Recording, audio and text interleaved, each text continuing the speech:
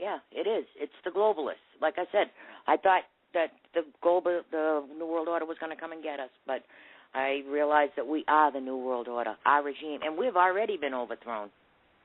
Mm-hmm. So, sure have. You know, and if you don't believe it, look at who was in our regime. Look at Obama's czars. Look at every administrator of every federal agency. Look at the new Homeland Security guy, Jay Johnson. He is reviewing the rules of engagement for the Border Patrol because the ACLU said that they're too rough on the illegals crossing the border. So what are they supposed to be, Walmart greeters? Just hand them out water and a dry towel when they cross the border and give them a map on where the benefits are?